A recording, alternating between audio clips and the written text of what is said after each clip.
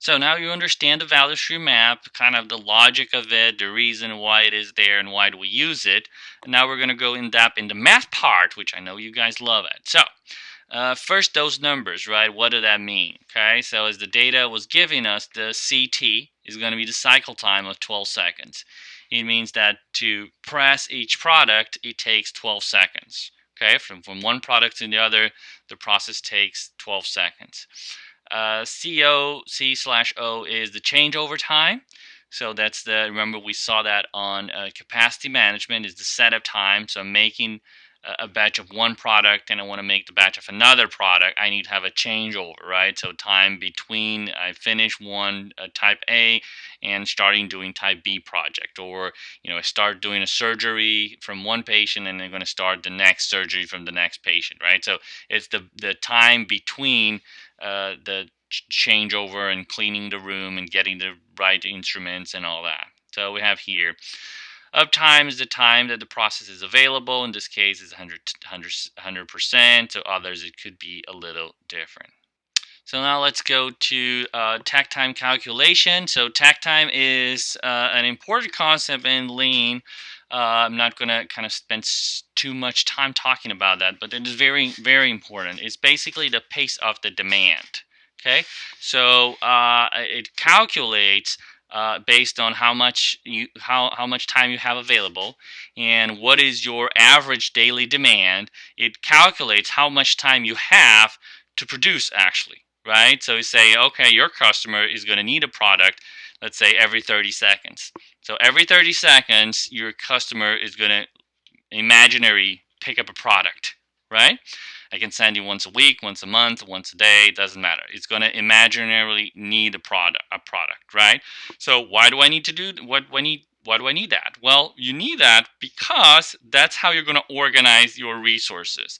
Well, if he's picking up one every 30 seconds, means that I need to produce one every 30 seconds or faster than that, maybe a little bit fast, not too much fast, because then it will overproduce and create inventory and all that bad stuff.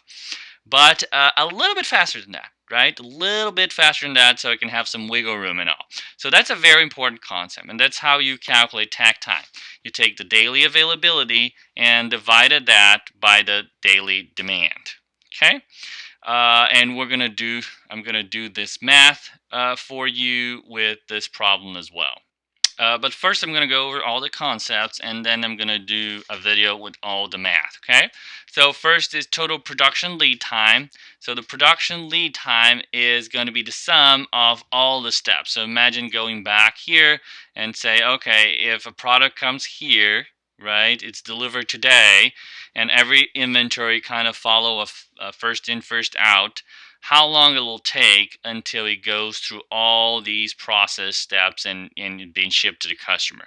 So basically you're saying all those activities, adding value and non-adding value, how long it takes, right? And that's important because we want to know how much time we have as inventory here, okay? Because most of that, it's going to be waste. It's going to be those big inventory steps. So we want to know how much time you're spending there. D here is the total processing time. So processing time, it is going to be focused on the process steps, right? So it's going to be only doing press, pierce, and finish grind. So imagine that you don't have any inventory. You're just taking a product and putting here to press and then directly pierce and directly finish. And that's basically our total processing time, which is the time that we're actually adding value. So we take all the waste out, just take the steps that we're changing and transforming the product. How long does it going to take?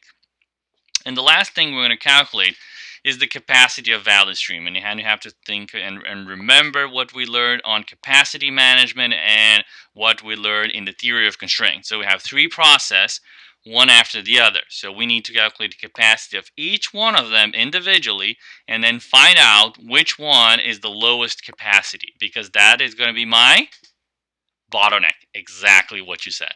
So my bottleneck will be the slowest process with the lowest capacity, and is going to determine the productivity or the capacity of the whole system, right?